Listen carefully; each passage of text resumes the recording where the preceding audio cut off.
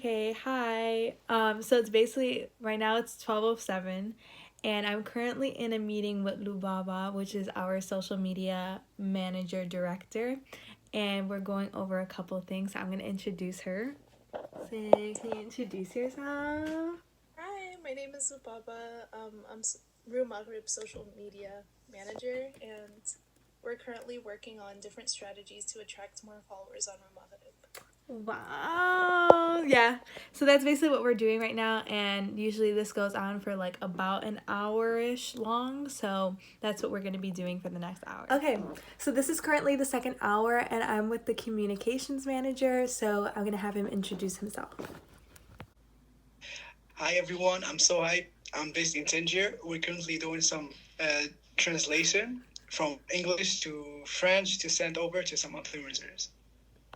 This marks the third hour, and we actually put a twist to the series this year. Last year, we focused on hosting live events through our Instagram page, but this year we're doing more of a vlog-style day in the life during Ramadan, which is hopefully going to attract more people. Basically, I just finished my meeting with Lubaba, and we were just talking about different posts that we need to get out, and these posts are basically just for the sake of our Instagram just being updated, and then these are actually shareable posts, so influencers or brand ambassadors or even just members of our community can look at these posts and repost them so that their followers can also see what we're doing, see what the series is about and stuff like that, and then they can post that, and it's like a sort of domino effect.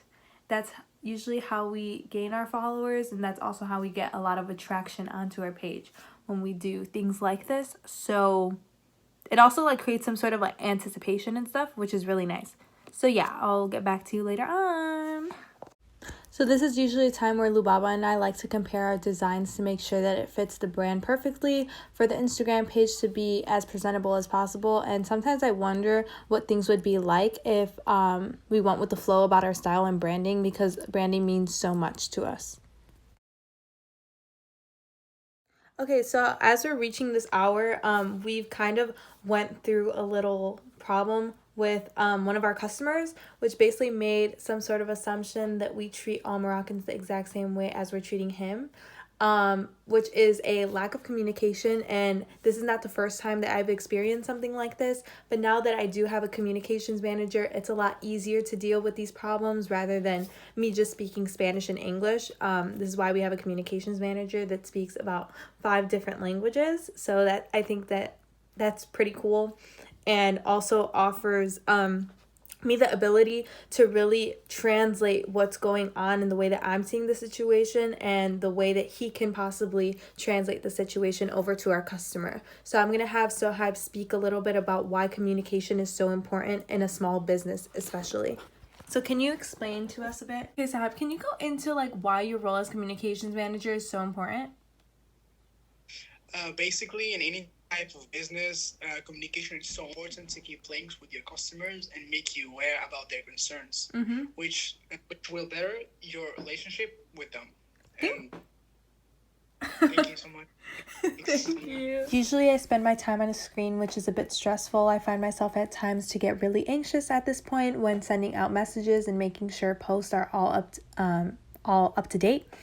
And this kind of is a moment that takes a turn on my mental health a bit, because I'm expecting a same reaction from the last post that I did, which is doing great, but it doesn't always work like that, and that's okay.